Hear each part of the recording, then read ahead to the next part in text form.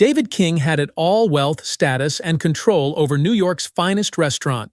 But a single moment of arrogance brings his world crashing down. After a public scandal leaves his reputation in ruins, David must confront the man he wronged and face a choice fight to rebuild his life or lose everything for good.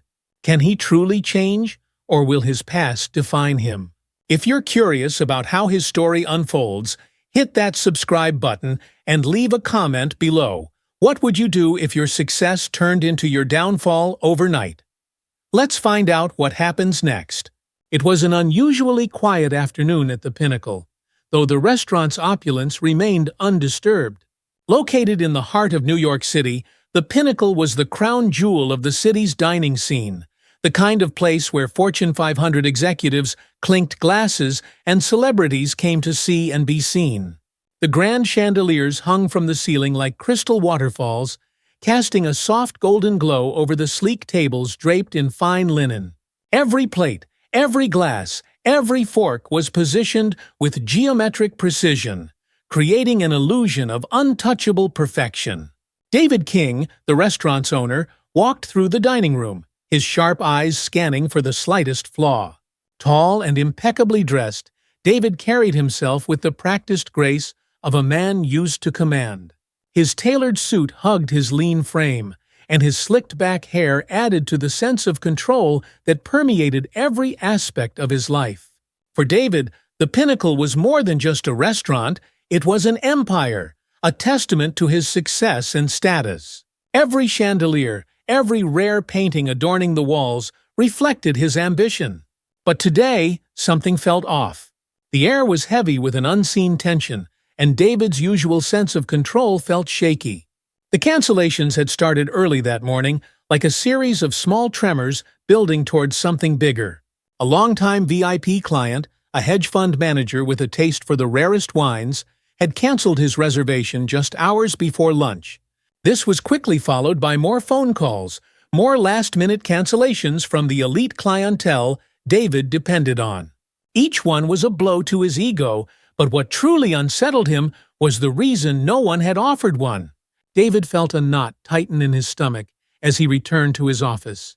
Sitting behind his mahogany desk, he stared at the long list of canceled bookings on his screen, his fingers tapping restlessly on the smooth surface. His mind raced with possibilities. Had something happened in the press? Was there a rumor about the Pinnacle that he hadn't caught wind of? Yet as someone with a finely tuned sense of his own image, David feared the unknown more than anything. The restaurant's front-of-house manager, Olivia Parker, knocked on his door softly before poking her head in. Olivia, a sharp and efficient woman in her 30s, had worked at the Pinnacle since its inception and was one of the few people David trusted implicitly. "Everything all right?" she asked, though she knew the answer from the look on his face. "No, Olivia, not today," David replied, rubbing his temples. "We've had more cancellations in the last few hours than in the last 3 months combined." "Something's off. Have you heard anything?" Olivia shook her head, her brow furrowed with concern. "No complaints that I'm aware of." "It could just be coincidence," David scoffed. "Coincidence? I don't believe in coincidences." His voice had an edge to it, but Olivia had grown accustomed to David's mood swings, especially when something threatened his empire. "There's more," Olivia added cautiously. "The deliveries are late. The kitchen's starting to worry. Chef Manny's been asking if we should adjust the menu for tonight." David's expression darkened further. The thought of anything going wrong in the kitchen was unacceptable. The Pinnacle prided itself on serving the highest quality dishes, crafted from the finest ingredients sourced from around the world. Even the slightest deviation from perfection could set the entire evening off course, and tonight's dinner service had to be flawless. "I'll go check on the kitchen myself," David said, rising from his chair. The kitchen of the Pinnacle was a world unto itself. Unlike the elegant, quiet ambiance of the dining room, the kitchen was a controlled frenzy of activity, chefs shouting commands, the sharp clanging of pots and pans, and the sizzle of searing meats. At the center of it all was Manny Garcia, the head chef, who had worked alongside David since the restaurant's inception. Manny was a middle-aged man with a gruff exterior but a heart that bled for his craft. His culinary genius had earned the Pinnacle numerous accolades, and he was as much a part of the restaurant's success as David's sharp business acumen. But today, even Manny couldn't hide his unease. David walked into the kitchen, his presence like a cold wind blowing through the staff went silent for a moment, watching their boss with a mix of respect and fear. "Manny," David said, his voice cutting through the tension like a knife. "I hear the deliveries are late." Manny wiped his hands on his apron and approached David, his face set in a tight frown. "Yeah, they are. We've been trying to get a hold of the suppliers, but no one's giving us a straight answer. If they don't show up soon, we're going to have to make some changes." David's jaw clenched. "That's not acceptable. We're known for quality. Adjusting the menu would send the wrong message to our guests." "I know," Manny replied, his voice calm but firm. "But if we don't have the ingredients, we don't have a choice." David didn't like being backed into a corner, especially not by circumstances he couldn't control. He paced the kitchen, his mind racing. What was happening? Why were the deliveries late? Why were clients canceling? "I want answers," David snapped. "Call the suppliers again, and get me an explanation for these cancellations." Manny nodded, though he knew that no amount of phone calls would change the situation. As David stormed out of the kitchen, Manny exchanged a glance with one of his sous chefs, Rachel Hernandez.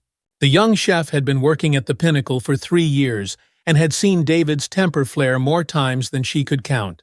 "Looks like it's going to be one of those nights," Rachel muttered under her breath. The pressure in the restaurant continued to mount as the hours ticked by. Dinner service was quickly approaching, and the tension among the staff was palpable. The missing deliveries weighed heavily on everyone's mind, especially Manny's. His reputation as a chef depended on the quality of the ingredients, and the thought of serving anything less than perfection gnawed at him. Meanwhile, David's mood had only grown darker. He stood in the entryway of the restaurant, looking out onto the street, his mind racing with thoughts of how tonight could go wrong. The reputation of the Pinnacle had been built on flawless execution, and the fear of failure loomed large in his mind. It was at this moment that Elijah Grant entered the restaurant. Elijah was a tall black man in his late 40s, wearing work overalls and heavy boots. His skin was dark, his face weathered from years of hard work, but his posture was upright, exuding quiet confidence.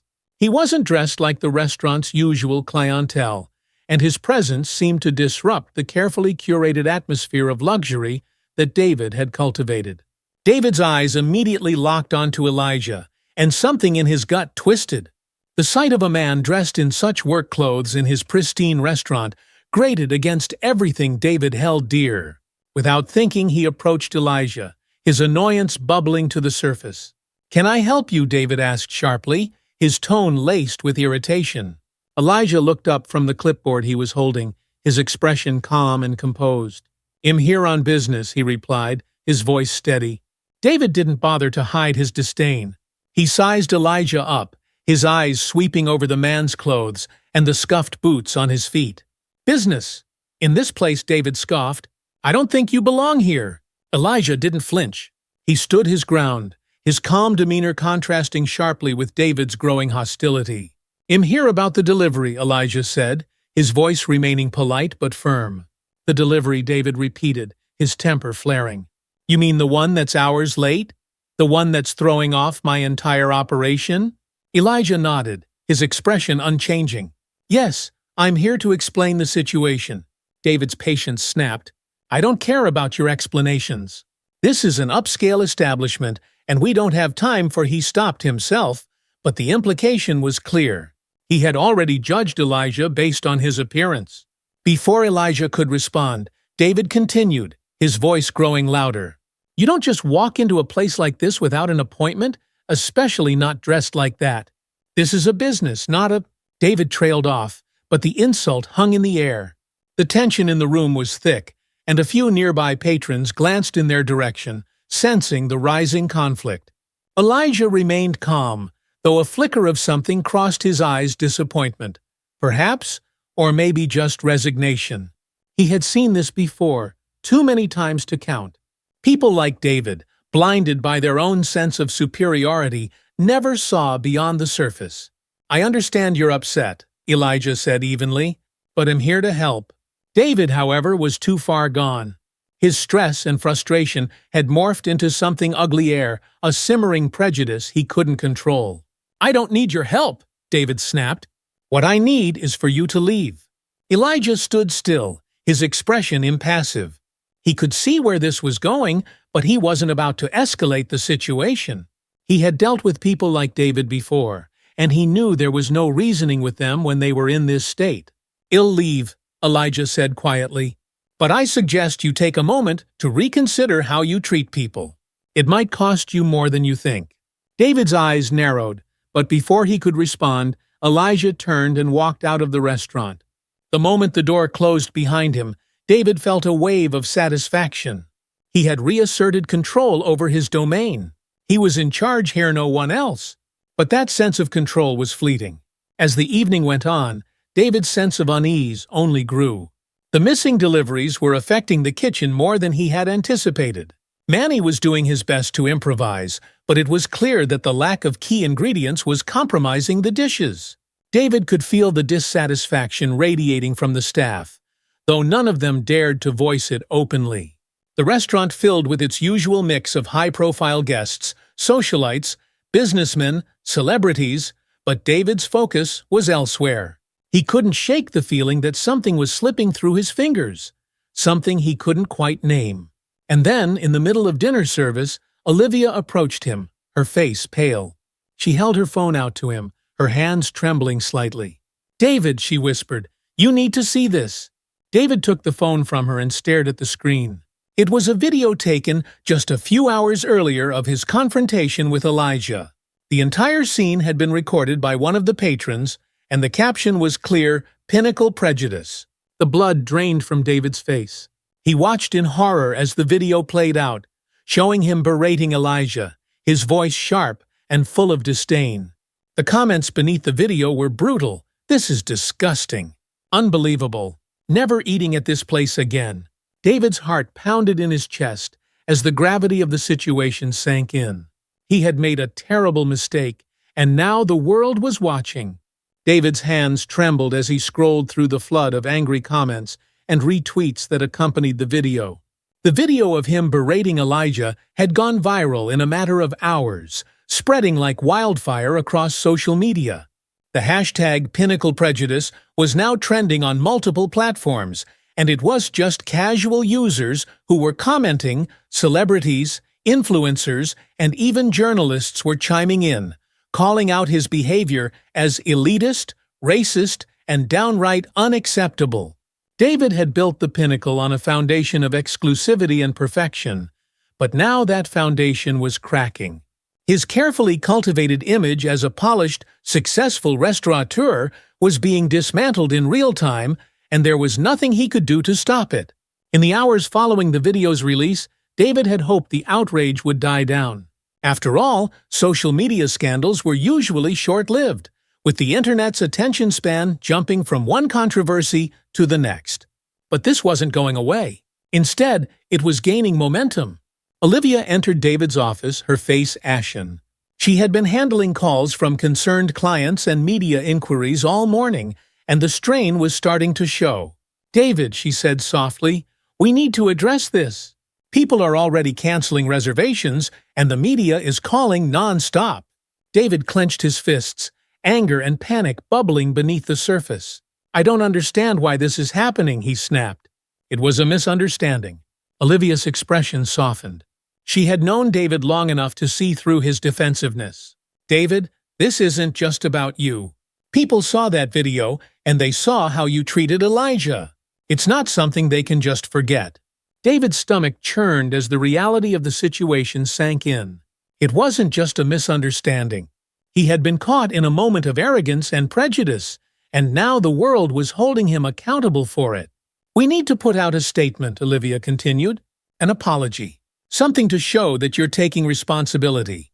David hesitated, hating the idea of publicly admitting he was wrong.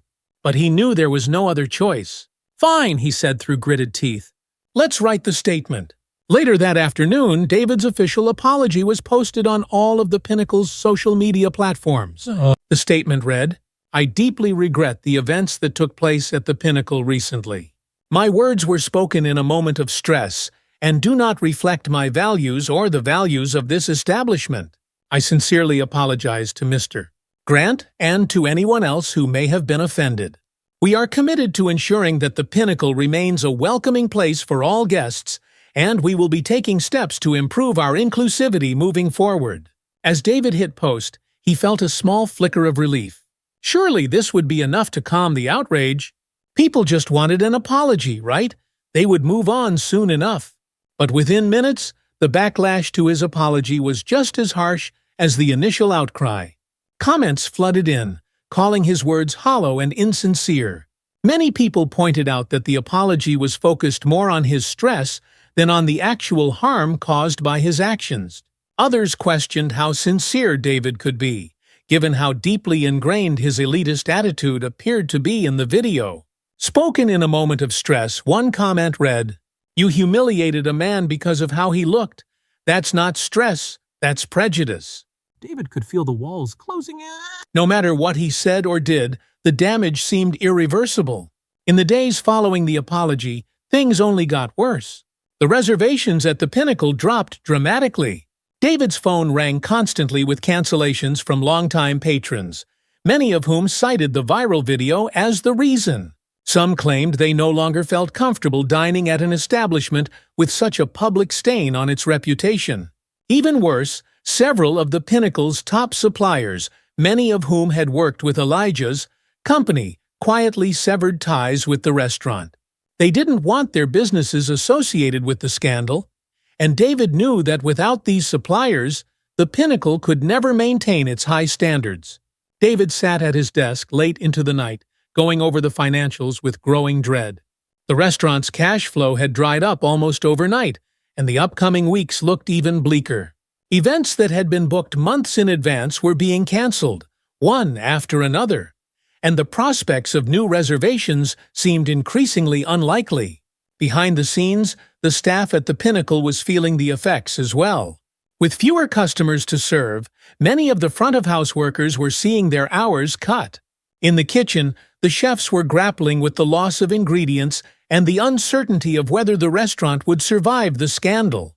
Even Manny, the usually unflappable head chef, seemed more stressed than ever. One evening, after a particularly slow service, Manny gathered his kitchen staff for a brief meeting. His face was drawn with exhaustion, his eyes heavy with worry. "I'm not going to sugarcoat this," he said, addressing the room. "Things are bad, and I don't know how much longer we can keep this up if business doesn't pick up soon." The young sous chef, Rachel, spoke up. "Do you think David will close the place down?" Manny sighed, running a hand through his graying hair. "I don't know. But I do know that if we lose any more suppliers or customers, we might not have a choice." The staff exchanged uneasy glances. They had built their careers at the Pinnacle, and the thought of it closing its doors sent a ripple of fear through the room. David's desperation reached a new height when he received a call from his biggest investor, Gregory Stone. Gregory had been a key figure in the success of the Pinnacle, providing the financial backing that allowed David to create the luxurious, high-end experience that drew in the city's elite. But now, Gregory's tone was cold, and David knew this was going to be a pleasant conversation. "David, I've been hearing a lot about the situation at the Pinnacle," Gregory said, his voice measured but firm. "I've seen the video, and I've read the articles. This kind of publicity is bad for business." David's throat tightened. "Gregory, I understand. I'm doing everything I can to fix this." Gregory paused for a moment, as though considering his words carefully. "I don't know if there's anything left to fix, David. The reputation of the restaurant is damaged beyond repair. Investors are pulling out, and I'm afraid I might have to do the same." Panic gripped David's chest. "Please, Gregory," he said, his voice pleading. "Give me more time. I can turn this around. I just need a chance." Gregory sighed. "David, it's not about time. It's about trust. You've lost the trust of your customers, your suppliers, and now your investors. I don't see how you can come back from this." David was silent, his mind racing as he searched for the right words. But deep down, he knew Gregory was right. The fallout from the video had destroyed his reputation, and no number of apologies or PR statements seemed to matter anymore. "Look," Gregory said finally, his tone softening just slightly, "I'm going to give you 2 weeks. If things haven't improved by then, I am pulling out. And you'll need to think about closing down the Pinnacle for good." The line went dead, leaving David sitting in stunned silence. 2 weeks. That was all the time he had left to save the restaurant he had spent years building from the ground up. As the weeks passed, it became clear that the Pinnacle was not going to recover. No matter what David did, no matter how many statements he put out, the public's perception of him and his restaurant was firmly set. The once bustling dining room was now nearly empty on most nights, and the staff was growing more restless with each passing day. Manny had always been the backbone of the Pinnacle's kitchen, and his loyalty to the restaurant had kept him there through thick and thin. But even Manny couldn't ignore the writing on the wall. After nearly a decade of working with David, he knew that the restaurant's glory days were behind them. One evening, after an especially quiet dinner service, Manny approached David in his office. His face was tired, and there was a weight in his eyes that David hadn't seen before. "David, we need to talk," Manny said, his voice steady but somber. David looked up from his paperwork, dread curling in his stomach. "What is it, Manny?" Manny took a deep breath. "I've been thinking a lot about what's been happening, and I think it's time for me to move on." David's heart sank. He had known this was coming, but hearing the words out loud still hit him like a punch to the gut. "Manny, you can't leave now. I need you." Manny shook his head slowly.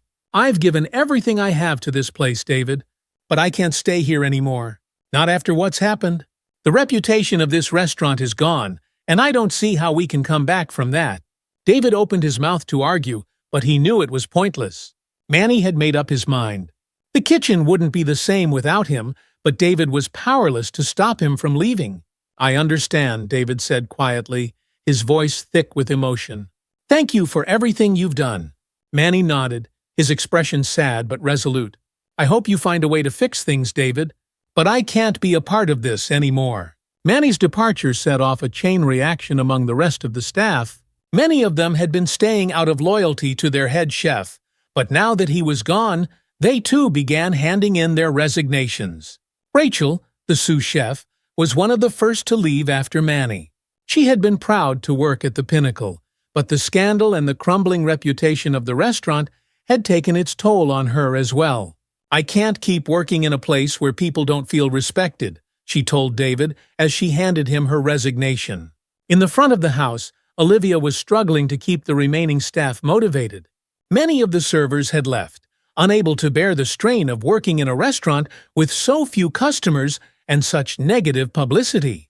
Those who remained were demoralized, going through the motions without the enthusiasm that had once made the Pinnacle such a special place to work. David watched helplessly as his empire crumbled around him.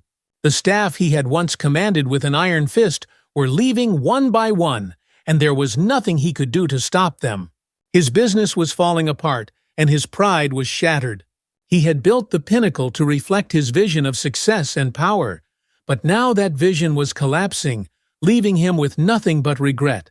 David King stood outside the sleek modern office building that housed the headquarters of Grant Foods, the supplier that his restaurant, the Pinnacle, had relied on for years. In the weeks since the scandal, David had seen his empire reduced to rubble. His investors had pulled out. His most loyal customers had stopped coming.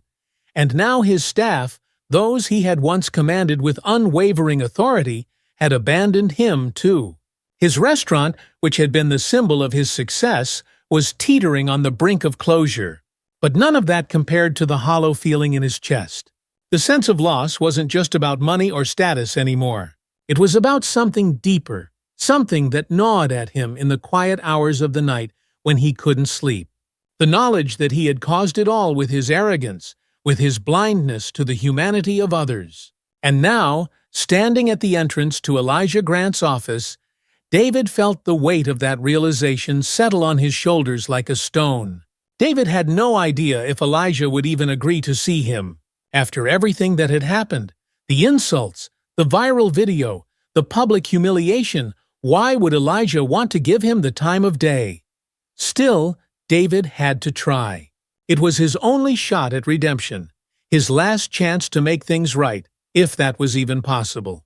He walked into the lobby, his heart pounding in his chest. The receptionist greeted him with a polite but reserved smile. "Do you have an appointment, sir?" David cleared his throat, trying to keep his voice steady. "I'm here to see Mr. Grant." "I don't have an appointment, but—" "Could you please tell him it's David King from the Pinnacle?" The receptionist's smile faltered for a moment, as though she recognized the name. Without a word, she picked up the phone, her fingers tapping quietly on the keypad. After a few moments of hushed conversation, she nodded and looked back at David. "Mr. Grant will see you now," she said, gesturing towards the elevator. "Hez on the top floor." David let out a breath he hadn't realized he was holding. He nodded his thanks and walked toward the elevator, his heart racing with a mixture of dread and hope. When the elevator doors opened, David stepped into a spacious, elegantly furnished office. The floor-to-ceiling windows offered a sweeping view of the city, but David barely noticed. His attention was focused entirely on the man standing by the window, looking out at the skyline. Elijah Grant turned slowly to face David. His expression was calm, but there was a quiet strength in his posture. He didn't speak right away, letting the silence hang in the air between them. David shifted awkwardly, unsure of what to say. The last time they had stood face to face, David had humiliated Elijah, in front of his customers, in front of the world. Now David was the one standing in Elijah's domain, stripped of his power, his pride, and his certainty. "Elijah," David began, his voice hesitant, I came to apologize." Elijah didn't respond immediately. He studied David with a thoughtful expression, as though trying to gauge the sincerity of his words. "I know an apology isn't enough," David continued, his voice faltering. "I know I can't take back what I did, but I need you to know that I'm sorry. For everything. For the way I treated you. For the things I said. I was wrong." Elijah remained silent, his gaze steady and unreadable. David swallowed hard, feeling the weight of the moment pressing down on him. "I've lost everything," he said quietly. "The Pinnacle is falling apart. My staff is gone. My investors have pulled out. And I know it's because of what I did. I deserve it. But I don't know how to fix this. I don't know how to make it right." For a long moment Elijah said nothing. Then finally he spoke, his voice calm but firm. "David, this isn't about fixing your restaurant. It's about how you see people. It's about the way you use your power to put others down. You humiliated me because, in that moment, you saw me as less than you.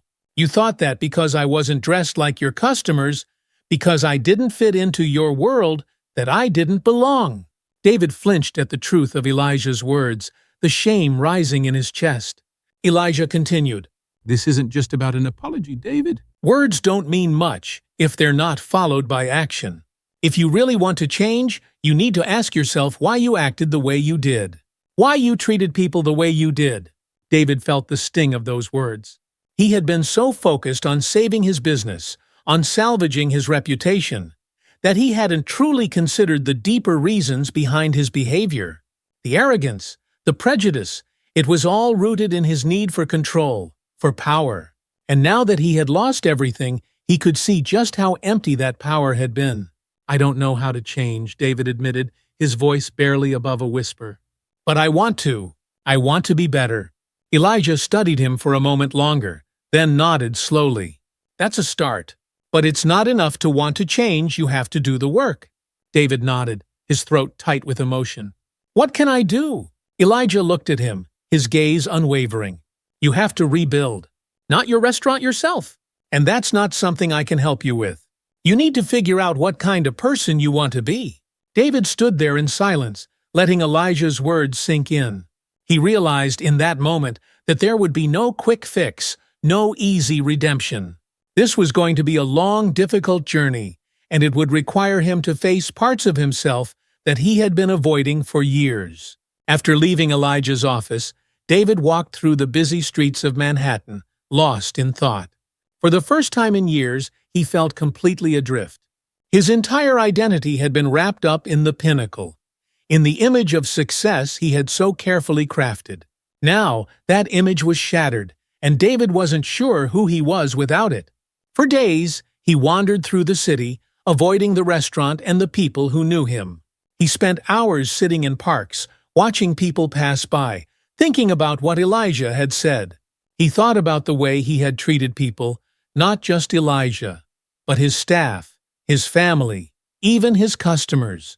He had built his empire on the backs of others, using them to prop up his own ego, never considering their humanity. One evening, as the sun set over the city, David found himself standing outside his brother Tom's apartment.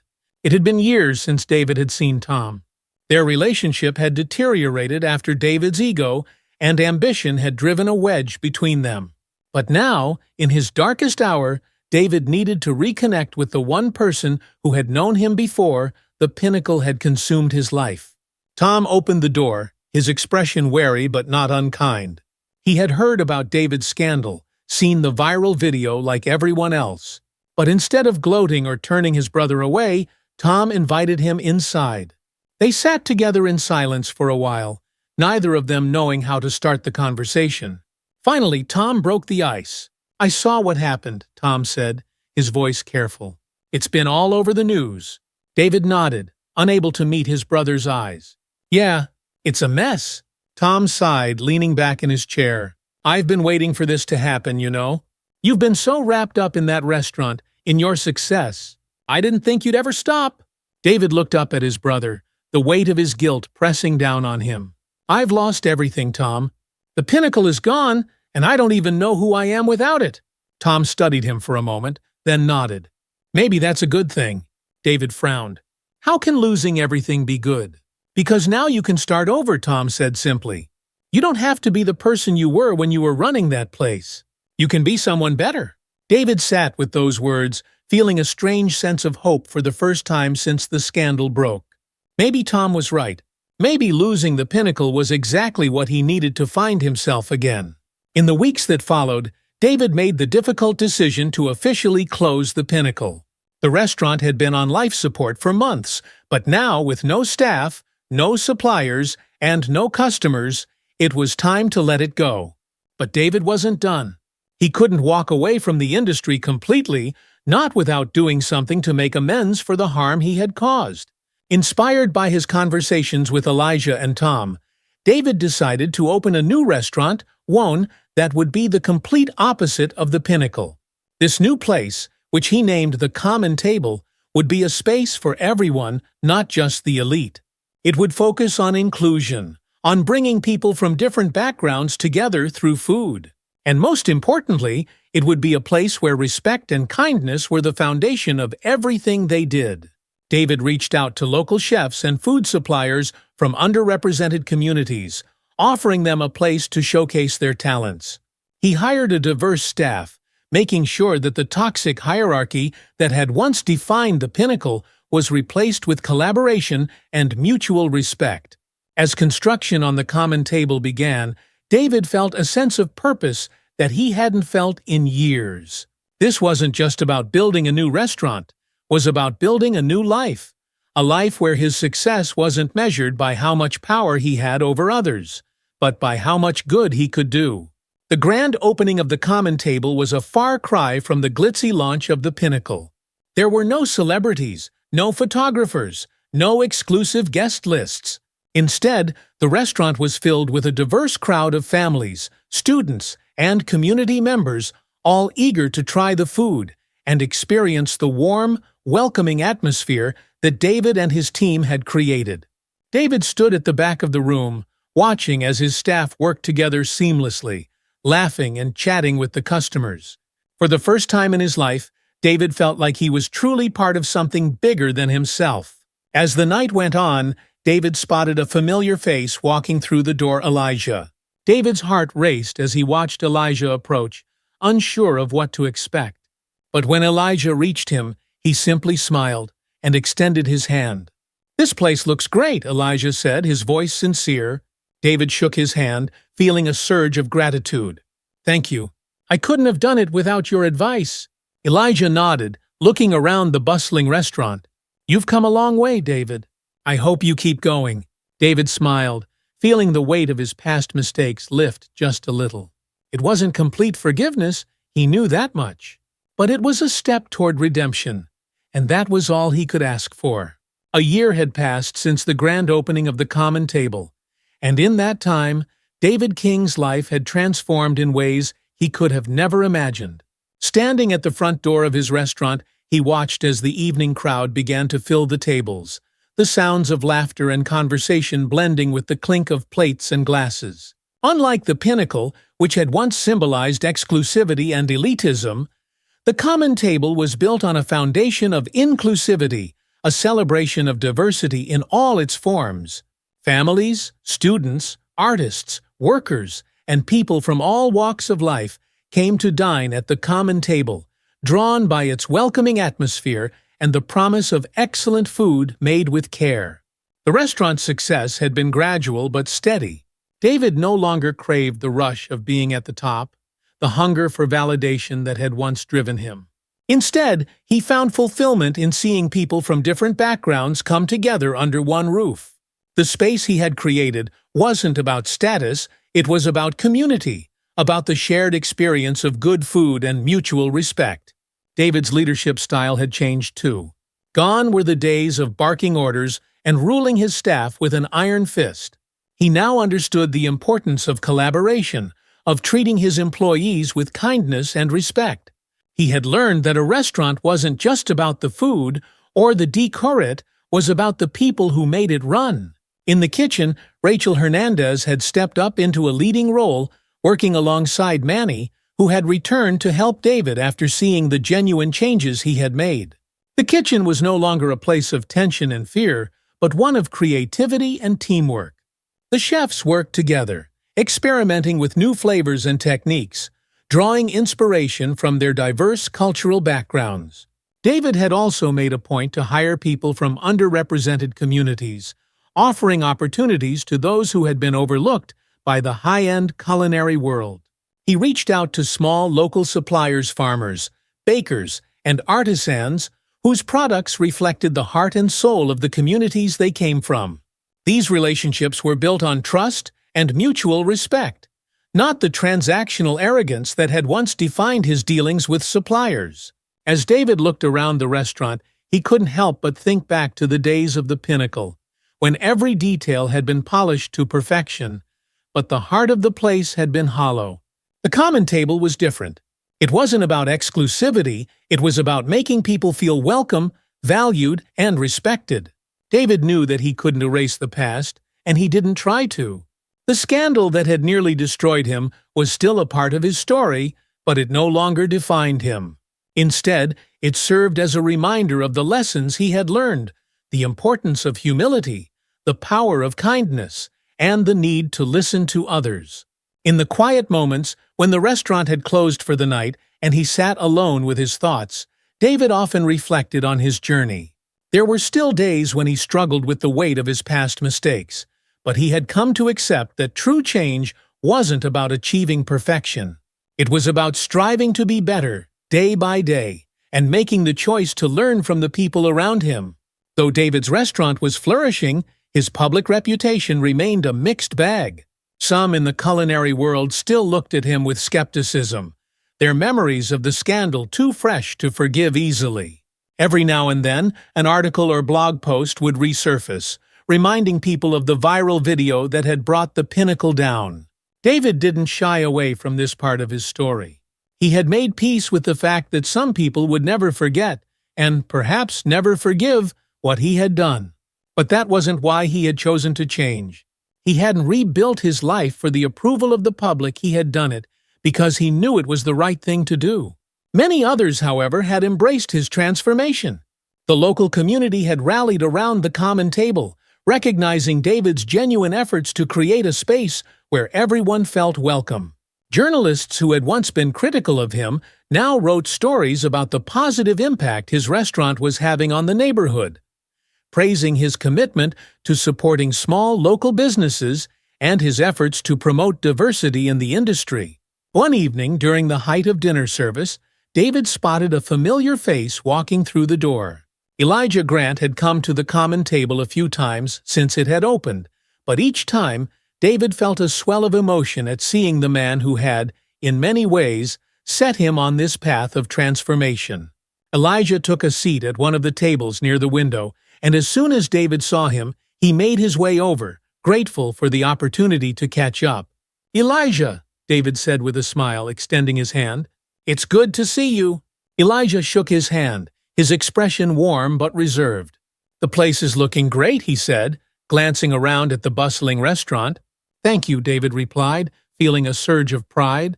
"We've been doing well, thanks to the support of the community." They sat down together, and for a few moments they watched the ebb and flow of the restaurant. The atmosphere was relaxed, the staff moving effortlessly between the tables, the kitchen alive with the sounds of laughter and sizzling pans. It was a world away from the stiff, high-pressure environment that had once defined the Pinnacle. "How are things on your end?" David asked, genuinely curious about Elijah's life and business. Elijah nodded thoughtfully. "Grant Foods is thriving, thankfully. We've expanded our partnerships with a lot of local restaurants, and the work we're doing with small farms is really paying off." David smiled, but there was a deeper question on his mind, one that he had hesitated to ask before. He took a breath and asked, "Do you think I've changed?" Elijah looked at him, his gaze steady and thoughtful. "You've come a long way," he said after a moment. "But real change isn't something you can measure in a year or even 5 years. It's something you have to keep working at. You've made a good start, but the work doesn't stop here." David nodded, understanding the truth in Elijah's words. He had worked hard to rebuild his life, but he knew that true redemption was an ongoing process. There would always be more to learn, more ways to grow, more people to listen to. Elijah's words didn't feel like a criticism. They felt like a reminder of the journey ahead, and David welcomed it. As time went on, the common table continued to grow, not just as a restaurant, but as a symbol of the power of transformation. David became a mentor to young chefs and restaurateurs, especially those from marginalized backgrounds, sharing the lessons he had learned the hard way.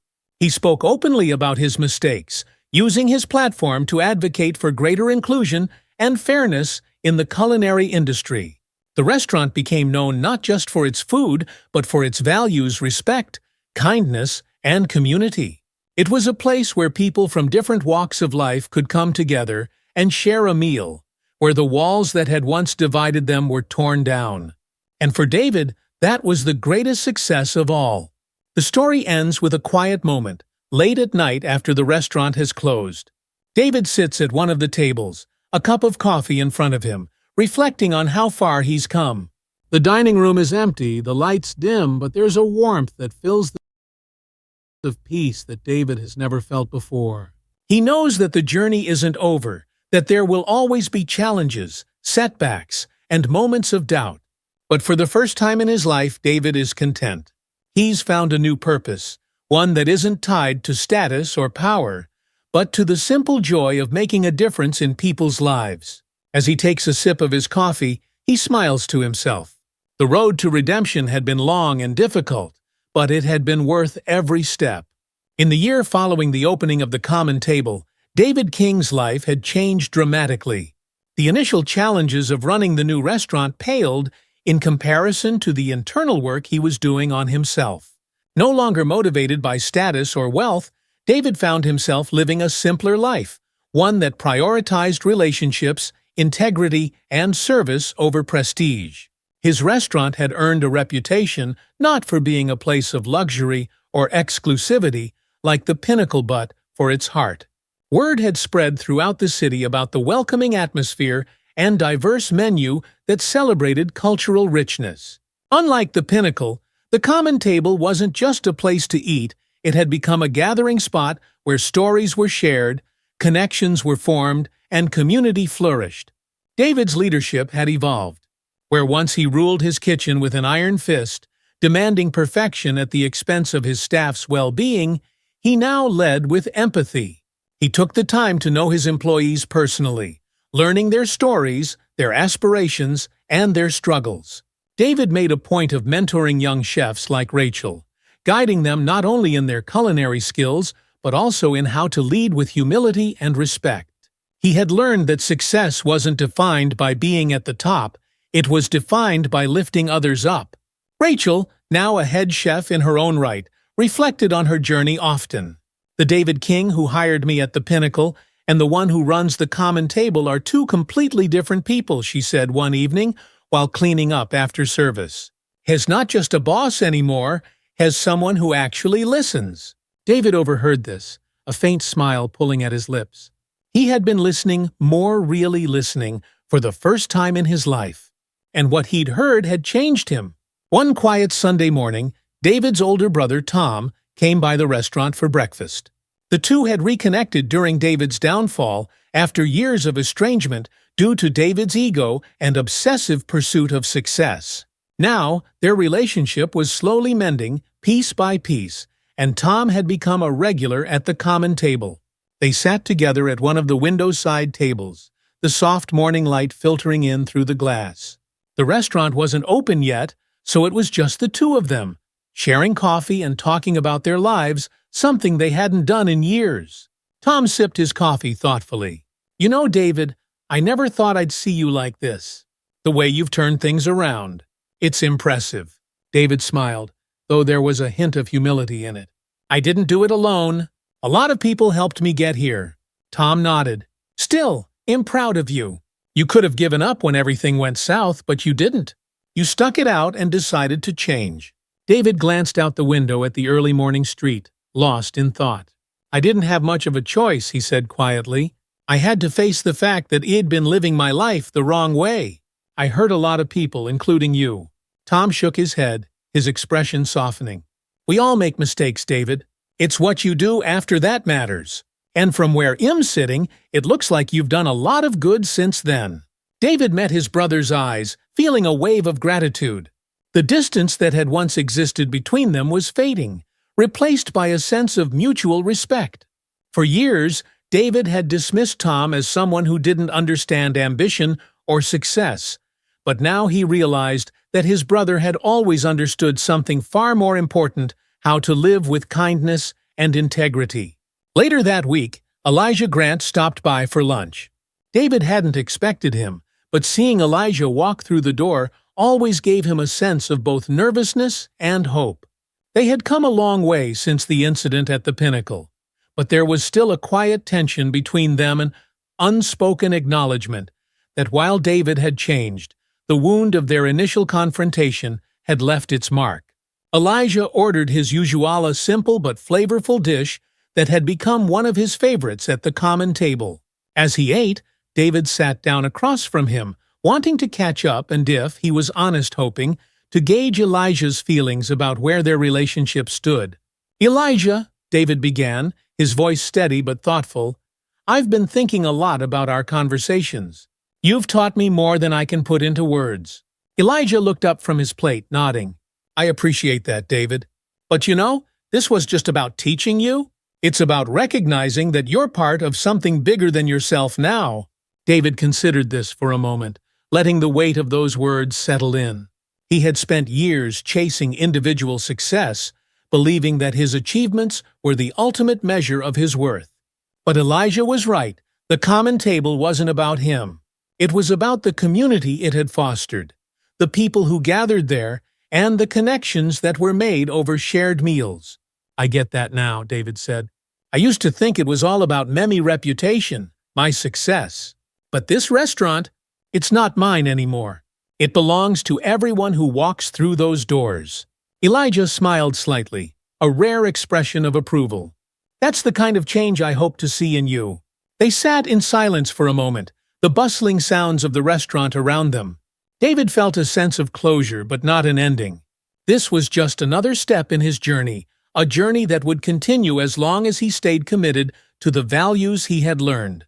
As the months passed, the common table continued to thrive, not just as a restaurant, but as a symbol of what a business could be when it was built on values of empathy, respect, and community.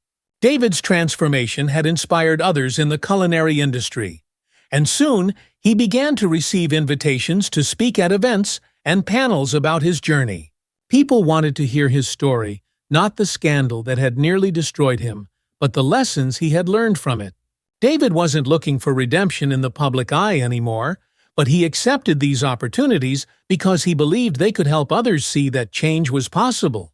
He spoke openly about his mistakes, his prejudices, and the arrogance that had led him astray. But more importantly, he spoke about the power of community, the way that listening to others, especially those who had been marginalized, had changed his perspective and his life. David also took on the role of a mentor for aspiring restaurateurs, especially those from minority backgrounds who faced challenges breaking into the industry.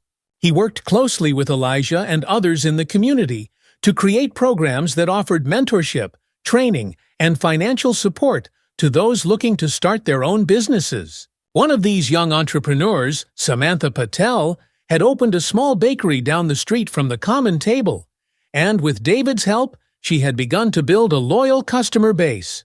Watching Samantha's success reminded David of the excitement he had felt when the Pinnacle first opened, but this time the feeling was different. It wasn't about his own pride or accomplishments, it was about helping someone else realize their dream. "I couldn't have done it without your support," Samantha told David one afternoon, after another busy day at the bakery. David smiled warmly. "You did all the hard work, Samantha. I'm just glad I could help in some small way." As he walked back to the common table, David felt a sense of peace that had eluded him for so long. He had once been driven by ambition, by the desire to be seen and admired, but now he found joy in watching others succeed. That, he realized, was the true reward. The epilogue closes with David reflecting on everything he's learned and everything he's still learning. Late one evening, after the restaurant has closed and the last staff member has left, David sits alone at a table by the window, looking out at the quiet street. The dim light of the restaurant casts a warm glow over the empty chairs and tables, and David takes a moment to breathe in the peace of the moment. He thinks back to the man he used to be, the David King, who had built the Pinnacle on arrogance, who had cared more about his status than the people around him. He had been blind to the impact his words and actions had on others, and it had taken losing everything for him to finally see the truth. But now, sitting in the heart of the common table, David feels something he hadn't felt in years: contentment. Not the fleeting satisfaction of a job well done, but the deeper, quieter contentment that comes from knowing he's doing something meaningful. His restaurant is the pinnacle of fine dining, but it's something better. It's a place where people from all walks of life can come together, share a meal, and feel at home. David smiles to himself, knowing that his journey isn't over. There will always be more to learn, more ways to grow, and more people to listen to. But for now, in this moment, he is at peace. And that, he realizes, is all he ever truly wanted. Thank you for joining me on this journey through David King's Transformation: A Story about humility, growth, and the power of community. If you enjoyed this story and want more thought-provoking, inspiring narratives that dig deep into human emotions and life lessons, don't forget to hit that subscribe button and turn on notifications. That way, you'll never miss another story that just might leave you thinking about the world a little differently. Stay tuned for more stories that challenge, inspire, and entertain right here on this channel. Sarah's eyes widened as she read the note. "Oh my God, Alicia!" Mark took the letter from Sarah, his expression darkening as he read the hateful words. "This is unacceptable," he said, his voice filled with anger. "We need to report this to the police." "I don't know if that will help," Alicia said, her voice trembling. "Whoever wrote this didn't leave a name. And even if they did, I don't want to live in fear." Sarah reached over and took Alicia's hand. "You don't have to live in fear, Alicia. You're part of our family. We'll do whatever it takes to protect you." Alicia blinked back tears, grateful for the Bennetts' unwavering support. But even with their reassurance, the fear gnawed at her. She loved this town, loved the children she cared for, but she couldn't ignore the reality of the situation. There were people in Meadowbrook who didn't want her here, and she couldn't pretend that everything would go back to normal overnight. "I've been thinking," Alicia said slowly, her voice heavy with emotion. "Maybe it would be best if I left town for a while, just until things calm down." Sarah's eyes widened in shock. "Leave, but Alicia, this is your home." "I know," Alicia said, her voice trembling, "but I don't feel safe anymore. I don't know if I ever will." In the days that followed, Alicia wrestled with the decision of whether or not to leave Meadowbrook. The support from the Bennetts and the community had been overwhelming, but the fear remained. Every time she stepped outside, she couldn't shake the feeling that someone was watching her, waiting for her to make a mistake. She knew she couldn't live like this forever, but she also didn't want to give in to fear. She had spent years building a life here, making friends, caring for the Bennett children, becoming a part of the community. Leaving felt like running away, like letting the people who hated her win. One evening, after putting the children to bed, Alicia sat down with Sarah and Mark to talk about her decision.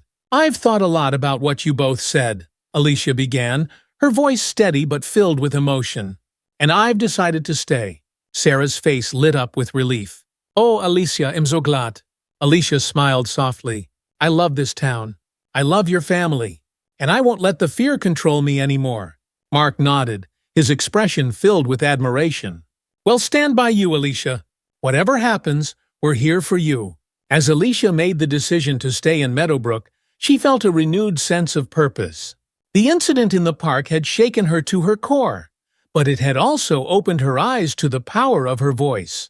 She had never seen herself as an activist, but now she realized that she had a responsibility, not just to herself, but to the community.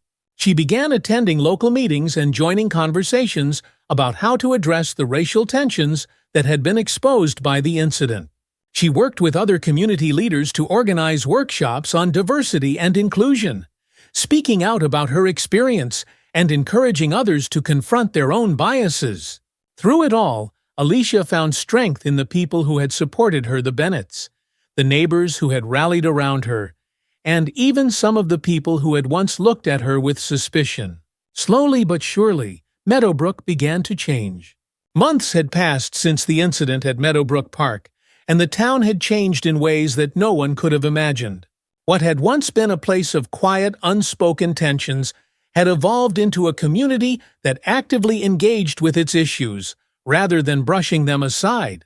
Meadowbrook was no longer divided by racial lines or assumptions. Instead, it was becoming a beacon of hope for those who believed in reconciliation and growth.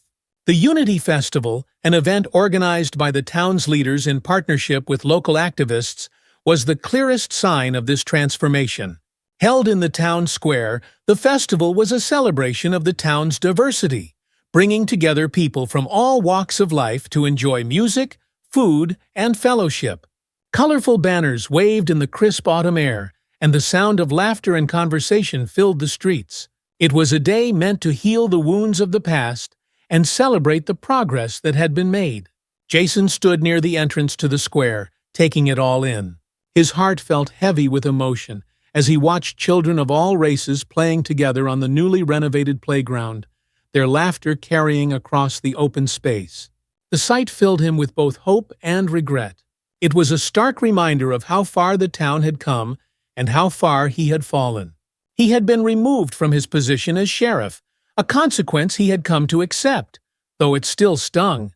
But today wasn't about him. It was about the town, about Alicia, and about the future. Since losing his badge, Jason had found a new purpose. He had dedicated himself to working on community projects, including leading workshops for law enforcement on racial bias and cultural sensitivity. It wasn't easy at first. Many of his former colleagues were reluctant to engage in such conversations, and the pain of losing the career he had built was still fresh. But Jason knew this was the only way forward. He had partnered with local leaders, including Alicia, to organize programs that encouraged dialogue between the police and the people they served. His life had taken a sharp turn from what he had envisioned, but he was finally beginning to understand the power of real accountability and the importance of personal growth. As he stood there, he felt a tap on his shoulder.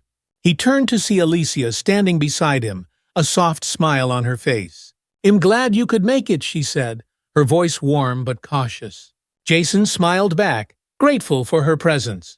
"I wouldn't miss it for the world," he replied. "This festival, it's incredible. Look at what we've all built together." Alicia nodded, her eyes scanning the crowd. "It's a good start. There's still work to be done, but today is about celebrating the progress we've made." Jason's heart swelled with emotion. "I'm grateful for your help," he said, his voice thick. "I couldn't have done any of this without you."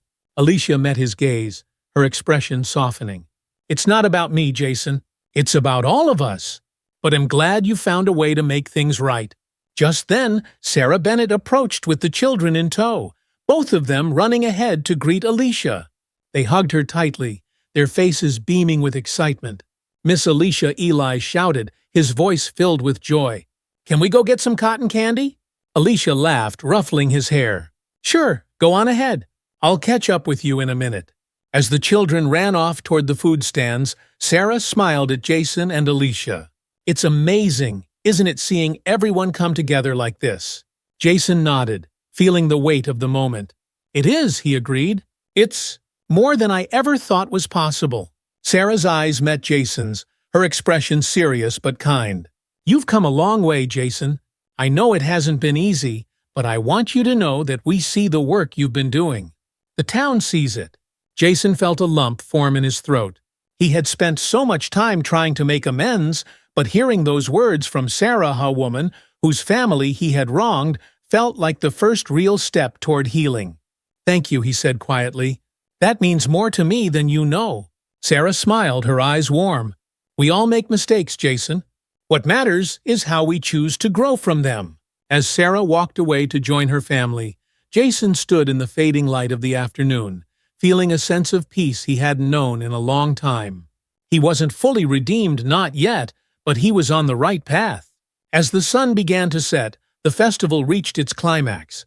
The mayor, Garrett Wilson, took to the stage, addressing the crowd that had gathered in the town square. "Today is a special day for Meadowbrook," Mayor Wilson began, his voice ringing out over the crowd. "It's a day to celebrate who we are as a community and the progress we've made together. But more importantly, it's a day to acknowledge that the journey toward justice and equality is ongoing. We've come a long way, but there is still more work to be done." The crowd erupted in applause, and Jason felt a swell of pride as he stood beside Alicia, watching the town embrace the moment.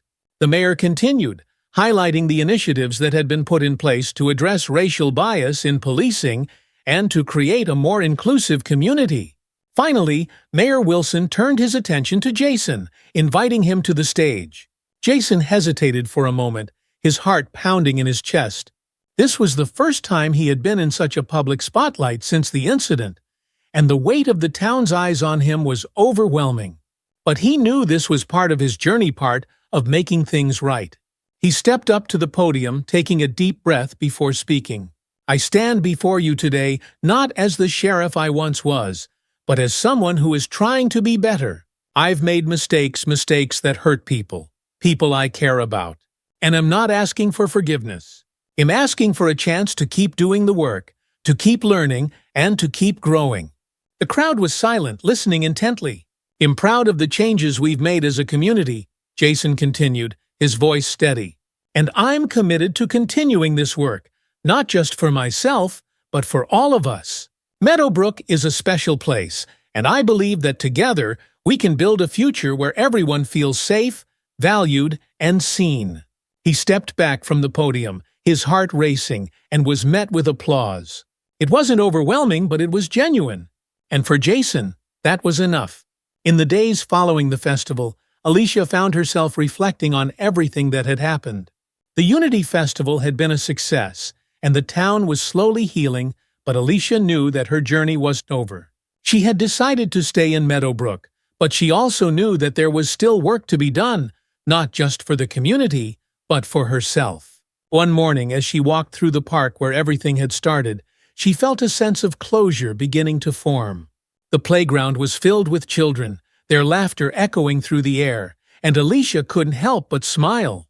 She had come a long way since that day, and while the scars were still there, they were healing. As she sat down on a bench, she was joined by Rachel Collins, one of the local activists who had worked closely with her in organizing the festival. "Hey," Rachel said, sitting beside her. "How are you feeling?" Alicia smiled softly. "Better. Lighter, I guess. It feels like we've turned a corner, but I know there's still a lot of work ahead." Rachel nodded. "Yeah, but we've made real progress." People are talking, and that's the first step. You've been a huge part of that, Alicia. You've inspired so many people to stand up and speak out. Alicia's heart swelled with pride. She had never seen herself as a leader, but now she realized that her voice had power, and she was ready to use it. Meanwhile, Jason was finding his own way forward. Though he was no longer sheriff, he had embraced his role in the community in a new capacity. He worked closely with law enforcement to implement changes in how officers were trained, focusing on de-escalation tactics and addressing implicit bias. His fall from grace had been hard, but it had also been the catalyst for a transformation he never would have expected. One afternoon, Jason was sitting in a diner, sipping coffee and reviewing notes for an upcoming training session. He had been meeting with local leaders and community members, trying to gather feedback on what was working and what still needed improvement. As he flipped through his notes, the bell over the door jingled, and Officer Kyle Sanders walked in. Kyle had been Jason's partner for years, and their relationship had become strained after the incident. "Mind if I join you?" Kyle asked, standing by the booth. Jason nodded, motioning for him to sit. "Of course." Kyle sat down, ordering a cup of coffee before turning to Jason. "I've been hearing good things about the workshops you've been leading," he said, his tone cautious but genuine. Jason smiled. "Thanks. It's been different, but in a good way. We're making progress." Kyle nodded, taking a sip of his coffee. "I wasn't sure at first, but after sitting through one of the sessions, I get it now. There are things I hadn't considered, ways I hadn't looked at certain situations. I think this is really important work." Jason felt a swell of gratitude. He had been working hard to make amends, and hearing that the message was getting through was more than he could have hoped for. "I appreciate that, Kyle. It means a lot to me." The two men sat in comfortable silence for a moment, the weight of their past slowly beginning to lift. That evening, Jason returned home to find Emily sitting on the porch, her face soft with a mix of emotions. Since the incident, their relationship had been strained, but Jason had been trying to rebuild the trust he had lost. "Hey, Dad," Emily said as he approached. "I saw the video of your speech at the festival. You did a good job." Jason smiled, sitting beside her. "Thanks, sweetheart. I'm trying." Emily looked down at her hands, her voice soft. "I know, and I can see the changes you're making. I didn't think I'd be able to get past what happened, but I'm proud of you, Dad." "You're really trying to be better?" Jason felt tears sting his eyes, but he blinked them back, his heart swelling with gratitude. "That means the world to me, Emily. I'm just glad I haven't lost you." Emily leaned over, resting her head on his shoulder. "You didn't lose me, Dad. I was just hurt. But I see now that you're learning, and that's what matters." They sat together in the fading light of the evening, the weight of the past finally beginning to lift. Jason knew he had a long way to go, but for the first time, he felt like he was truly on the path to healing, not just with his community, but with his family. As autumn gave way to winter, the town of Meadowbrook continued to evolve. The initiatives that had been put in place were gaining momentum, and the conversations about race, justice, and community were ongoing. People were learning, growing, and coming together in ways they never had before. Alicia remained a pillar of strength, continuing her work with local leaders to push for change. She had found her voice, and she wasn't afraid to use it. The fear that had once gripped her had been replaced by a deep sense of belonging and purpose. Jason, too, had found a new sense of peace. He had learned that redemption wasn't about erasing the past, it was about facing it, owning it, and working every day to be better.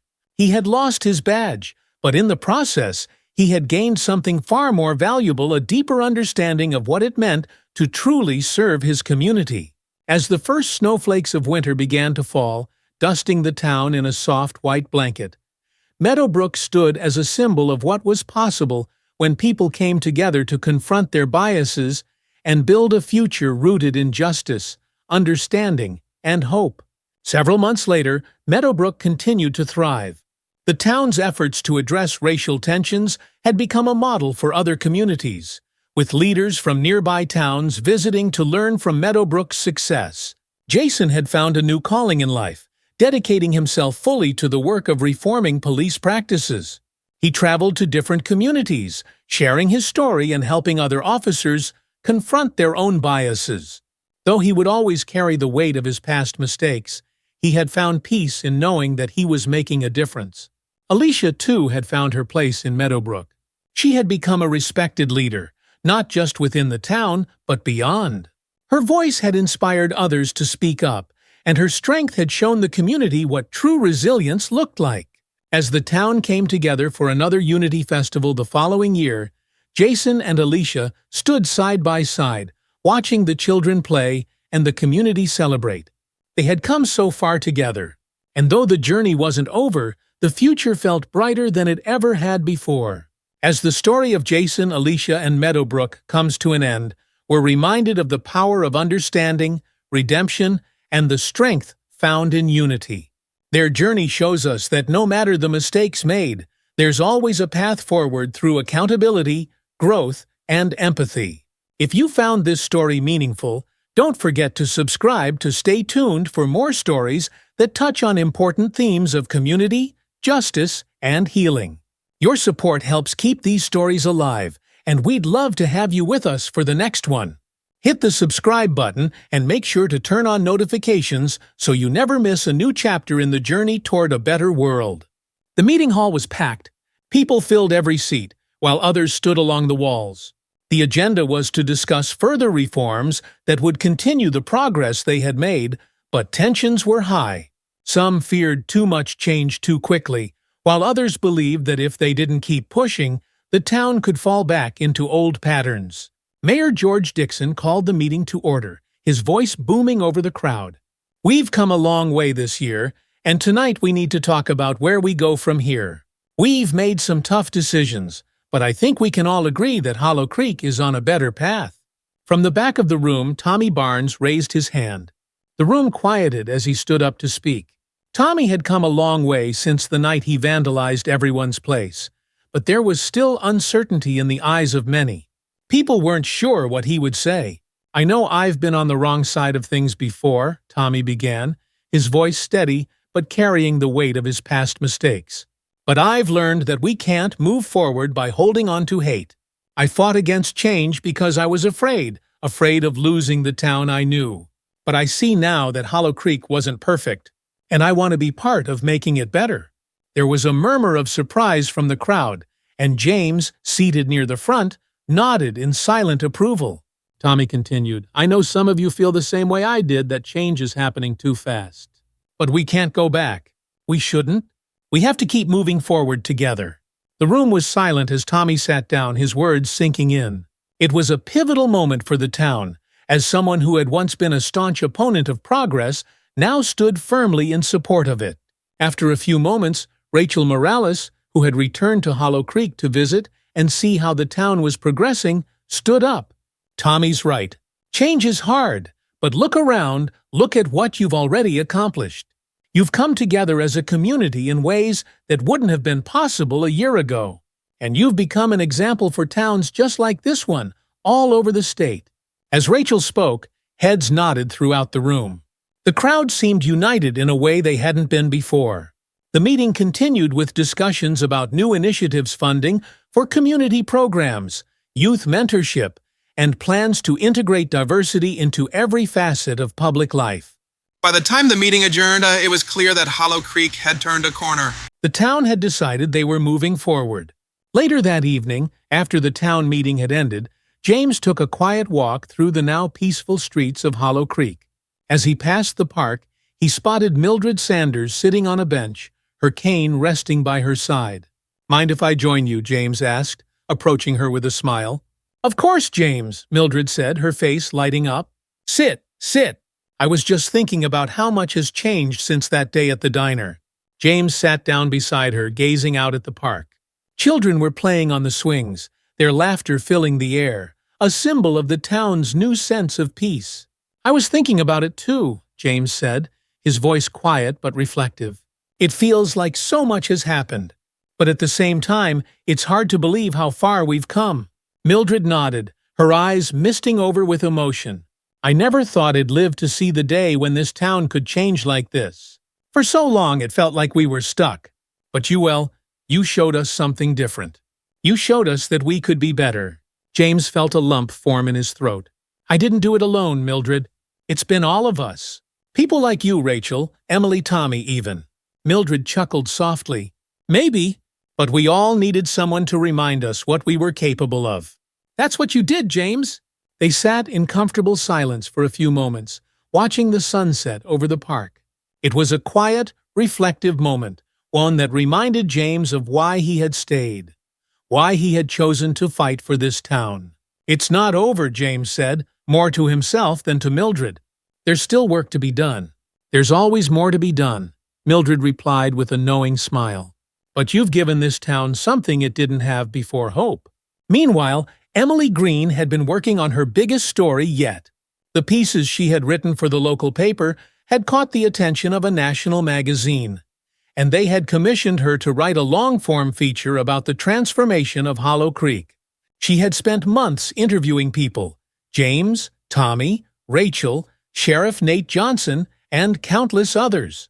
She poured her heart into the article, determined to capture the essence of what had happened in this small town. It wasn't just a story about racism or a fight for equality. It was about community, about resilience, about the power of one person's actions to ignite change. When the feature was published, it was an instant success. Readers from across the country were moved by the story of Hollow Creek, and Emily was flooded with messages of support. People wanted to know more. How had the town done it?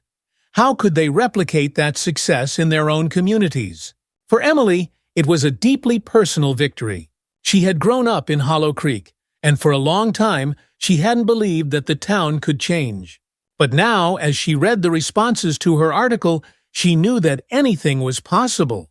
The next spring, the first integrated class graduated from Hollow Creek High School. It was a historic moment, not just for the students, but for the entire town. The graduation ceremony was held in the town square, and the entire community showed up to celebrate. James was there, sitting in the front row with Mildred, Tommy, and Rachel, all of them beaming with pride. Lily Sanders, Mildred's granddaughter, gave the valedictory speech, speaking eloquently about the future, about unity, and about the lessons they had learned from the town's struggles.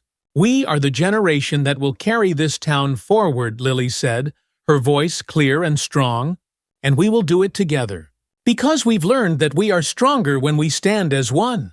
The crowd erupted into applause, and as the graduates tossed their caps into the air, there was a sense of triumph, of new beginnings. Hollow Creek had come so far, and now a new generation was ready to take the reins. As the town continued to grow and change, Harold Brooks made a surprising announcement. He was bringing back the name Rose's Diner. But this time, the name would reflect something different. Harold stood outside the diner, addressing a small crowd of onlookers. James, Mildred, and the rest of the diner's regulars were there, curious about the announcement.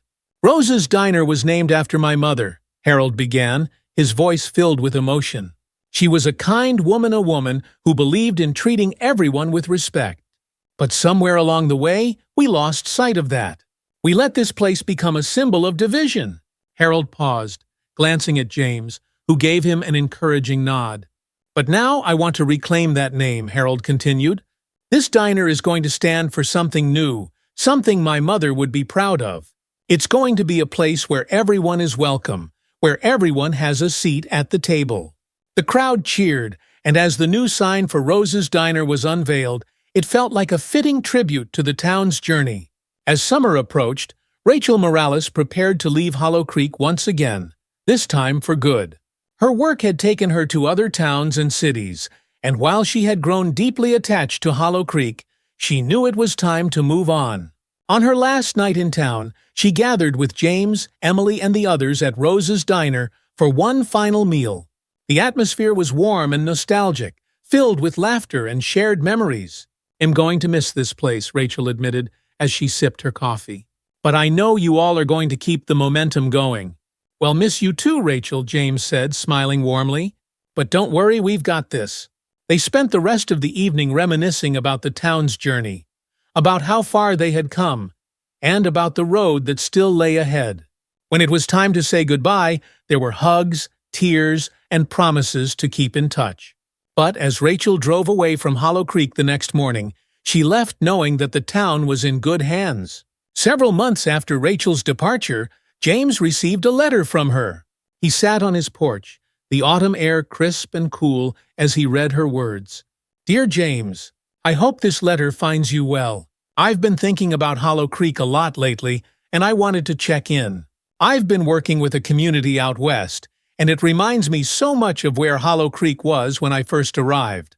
But seeing the progress we made gives me hope that change is possible, no matter where you are. I just wanted to thank you once again for everything you've done for the town and for me. You've taught me so much about patience, about perseverance, and about how change really happens. You'll never forget our time together.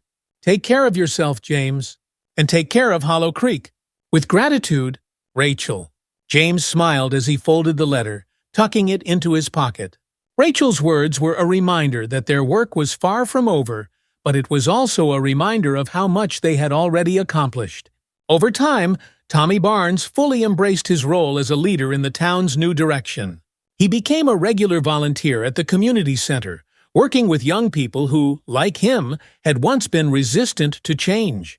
One afternoon, as Tommy sat on a bench outside the center, talking with a group of teenagers, he realized just how far he had come. The anger and fear that had once controlled him were gone, replaced by a sense of purpose.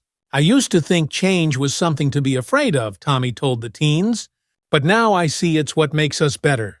We can't grow if we don't open ourselves up to new ways of thinking." The teens listened intently, nodding in agreement.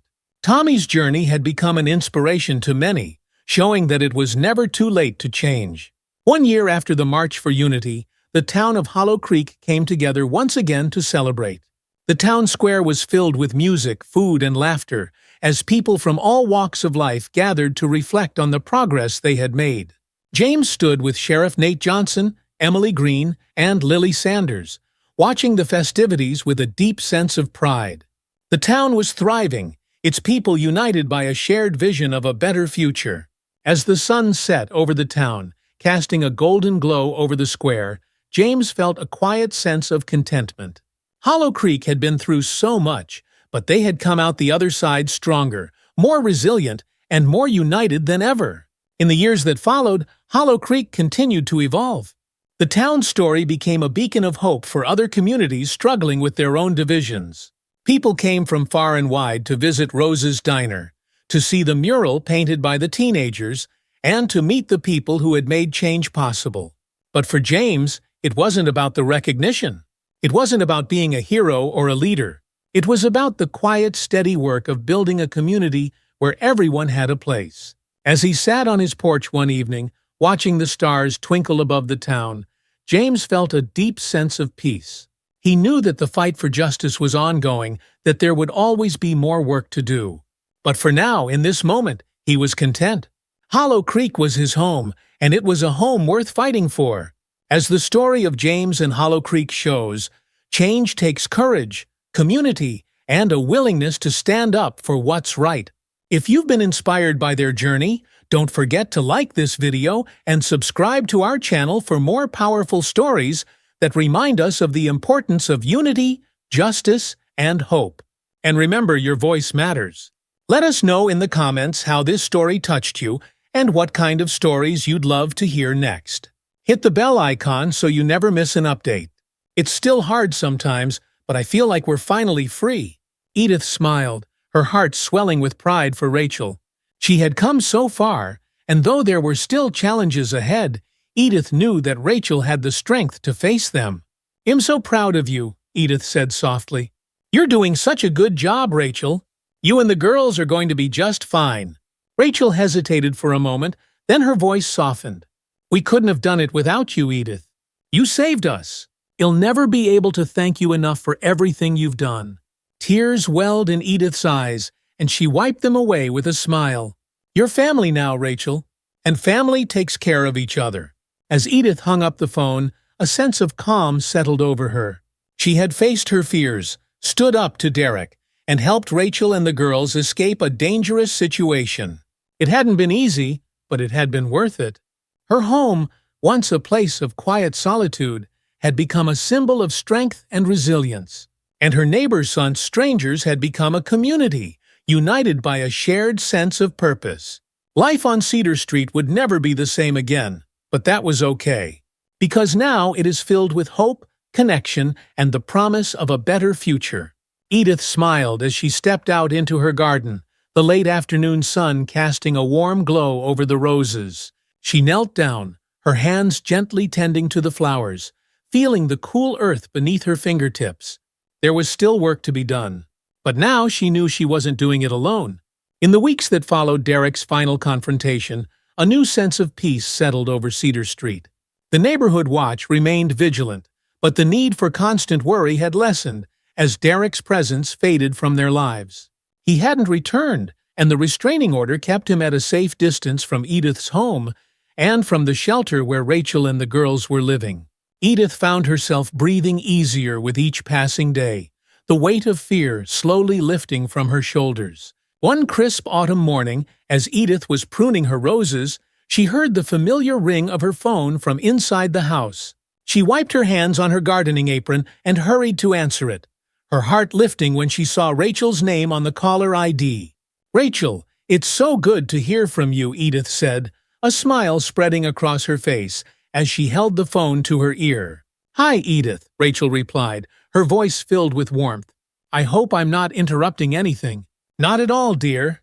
Just tending to the garden. How are you and the girls doing?" Rachel let out a small sigh, though it was one of relief rather than stress. "We're doing really well, actually. The girls are starting to settle in at school, and they're making new friends. We've been staying at the shelter for a while now, but I've been working with a caseworker. And, well, we found a place. It's a small apartment, but it's ours." Edith's heart swelled with joy at the news. "Rachel, that's wonderful. I'm so happy for you. I couldn't have done it without your help, Edith." "Really? I mean it. You were there for me when I didn't know what to do. I'll never be able to thank you enough." "You've already thanked me more than enough, Rachel," Edith said gently. "I'm just glad you and the girls are safe and moving forward." "We are," Rachel agreed, her voice steady. "We still have some hard days, but we're starting to rebuild. I'm learning how to live without looking over my shoulder all the time. The girls, they've been through so much, but I think they're going to be okay." Edith felt a tear slip down her cheek, and she wiped it away with a smile. "You're an incredible mother, Rachel. You've given them the chance to have a better life, and that's the most important thing." "Thank you," Rachel whispered, her voice filled with emotion. "I wanted to ask, would you like to come visit us when we're settled into the apartment? The girls miss you, and I'd love for you to see our new place." "I'd love that," Edith replied without hesitation. "I can't wait to see how far you've come." After they said their goodbyes, Edith stood in the quiet of her kitchen, a deep sense of pride and peace settling over her. She had been part of something important, helping Rachel and her daughters escape a dangerous situation and start a new life. Knowing that they were safe and thriving gave Edith a sense of fulfillment she hadn't felt in a long time. But Edith also knew that healing wasn't just for Rachel and the girls. She too had been deeply affected by everything that had happened. For so long, Edith had lived in a world of solitude, wrapped in the memories of her past life with Richard. But now she realized that she had the power to create new connections, to make a difference in the lives of others. Her small, quiet world had expanded in ways she never could have predicted. A few weeks later, Edith stood in front of the door to Rachel's new apartment, her heart racing with anticipation. She held a basket filled with homemade cookies and a small potted plant, a housewarming gift for Rachel and the girls. As she knocked on the door, she couldn't help but feel a sense of excitement and pride. Rachel had taken such brave steps toward building a new life for herself and her daughters, and Edith was eager to see the progress they had made. The door opened, and there stood Rachel, her face lighting up with a wide smile. "Edith, you made it." "Of course I did," Edith replied warmly, stepping inside and hugging Rachel. "I wouldn't miss this for the world." The apartment was small but cozy, filled with the warmth and light that Edith had come to associate with Rachel. The walls were adorned with colorful artwork, some drawn by Lily and Ivy, and the space felt alive with the energy of a family building something new. Edith smiled as she took it all in, her heart swelling with pride for Rachel's resilience. "Look who's here!" Rachel called out. And moments later, Lily and Ivy came bounding into the room, their faces bright with excitement. "Grandma Edith!" they exclaimed in unison, rushing toward her and wrapping their arms around her. Edith laughed, bending down to hug the girls. "Oh, my dears, it's so good to see you." "We missed you," Ivy said, her voice small but filled with warmth. "Can you stay for dinner?" "I wouldn't dream of leaving before dinner," Edith replied, her heart swelling with affection for the girls. As they settled into the living room, Rachel brought out a pot of tea, and the four of them spent the afternoon catching up, laughing, and sharing stories. The girls proudly showed Edith their artwork, and Rachel talked about how they were adjusting to their new school and making friends. "They're doing so well," Rachel said, her voice filled with relief and pride. "I wasn't sure how they would handle all the changes, but they've been so strong. I'm so proud of them." "You should be proud of yourself too," Edith said gently. "You've created a safe, loving home for them. That's everything." Rachel smiled, her eyes glistening with tears of gratitude. "I still can't believe we made it. There were times when I thought we'd never get out, but now we have a chance at a real life." As the afternoon turned into evening, the conversation grew deeper, and Edith and Rachel found themselves reflecting on everything that had happened over the past few months. There had been so much pain, fear, and uncertainty, but now there was also hope. They had made it through the storm, and now they were standing on the other side, ready to rebuild their lives. "I never thought I'd feel free," Rachel admitted quietly, her voice heavy with emotion. "But now I wake up every morning knowing that I'm safe, that my girls are safe. And that's everything." Edith reached out and took Rachel's hand, squeezing it gently. "You deserve this peace, Rachel. You and the girls deserve all the happiness in the world." Rachel nodded, her eyes filled with gratitude. "And you deserve it too, Edith. You've been through so much yourself. You've given us a new start, and I hope you know how much that means to me." Edith smiled, her heart full. "We've given each other a new start." Later that evening, after dinner, and one last round of hugs from Lily and Ivy, Edith said her goodbyes and made her way back to her own home. As she walked down the quiet street, she felt a deep sense of contentment. Life had changed in ways she never could have predicted, but it was better, now richer, fuller, and filled with new connections. Rachel and the girls had become like family to her, and Edith knew that their bond would only grow stronger as they continued to support one another in the days ahead. As the autumn leaves began to fall and the air turned crisp, Edith found herself spending more time in her garden, reflecting on the past few months. So much had changed, not just for Rachel and the girls, but for Edith as well. Her life, once quiet and isolated, had been transformed by the relationships she had built and the strength she had discovered within herself. But with that transformation came a deeper understanding of the weight she had been carrying for so long: grief, the loneliness, the sense of being left behind. Richard's death had left a hole in Edith's life, one that she had tried to fill with routine and solitude. But now, with Rachel and the girls in her life, Edith realized that she didn't have to carry that weight alone anymore. One afternoon, as Edith sat in the garden with a cup of tea, she found herself thinking about Richard. She missed him every day, missed his laugh, his warmth, the way he had always made her feel safe and loved. But for the first time in a long time, Edith felt a sense of peace when she thought of him, peace in knowing that he would have been proud of her for everything she had done to help Rachel and the girls. As she sipped her tea, Edith decided it was time to visit Richard's grave. She hadn't been in a while, and she felt a strong pull to go to tell him about everything that had happened, about the new life she had found after all these years. The next day, Edith drove to the cemetery where Richard was buried. The drive was quiet, the fall colors painting the landscape in shades of gold and red. When she arrived, Edith made her way to Richard's headstone, a small smile on her face as she placed a bouquet of fresh roses at his grave. "Hello, love," she said softly, her voice filled with affection. "It's been a while, but I've been busy." I have so much to tell you." For the next hour, Edith sat by Richard's grave, telling him about Rachel, about the girls, about everything that had happened since they had moved into the neighborhood. She talked about how she had found new strength within herself, how she had made new friends, and how she had learned that it was never too late to make a difference in someone's life. "I think you'd be proud of me," she whispered, her voice thick with emotion. "I know I've still got a lot of life left to live, and I'm going to make the most of it. I'll carry your love with me, always." As Edith stood to leave, she felt a deep sense of peace settle over her. She knew that Richard was still with her, in spirit, and that his love would continue to guide her in the days ahead. She wasn't alone. Not anymore. As the winter holidays approached, Cedar Street came alive with the warm glow of twinkling lights and the festive spirit of the season. Edith, who had once dreaded the long, lonely winter months, now found herself filled with a sense of anticipation and joy. The neighborhood had changed so much in the past few months, and Edith felt more connected to her community than ever before.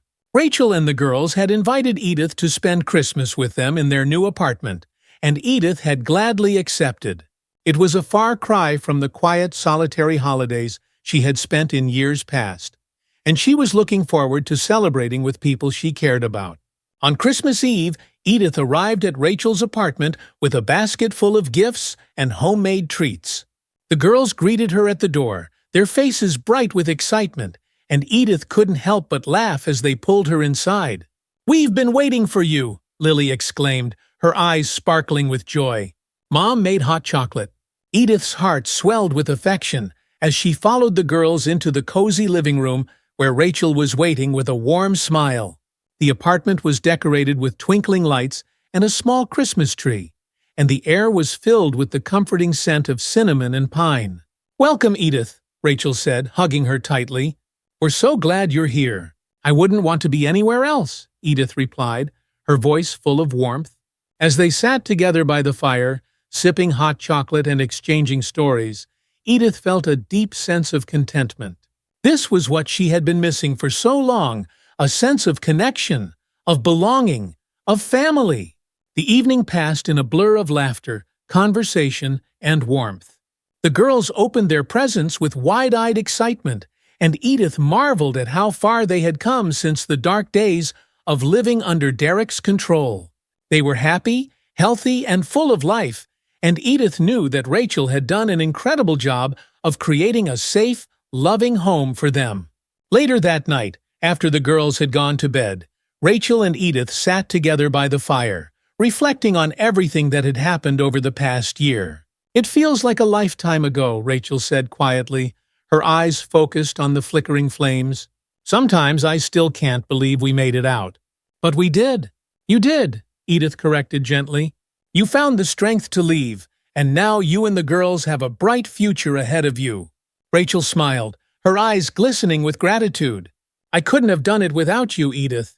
You were there when I needed someone the most, and I'll never forget that."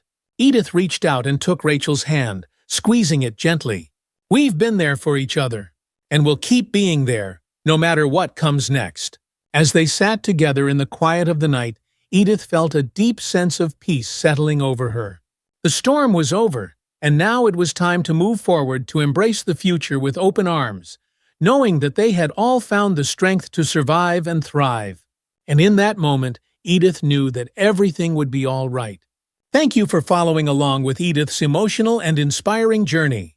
If you found this story moving or relatable, make sure to hit that subscribe button so you don't miss out on more powerful stories like this. We'll be bringing you more heartwarming tales of resilience, community, and the strength of the human spirit. And don't forget to click the notification bell so you'll always be the first to know when new content is available.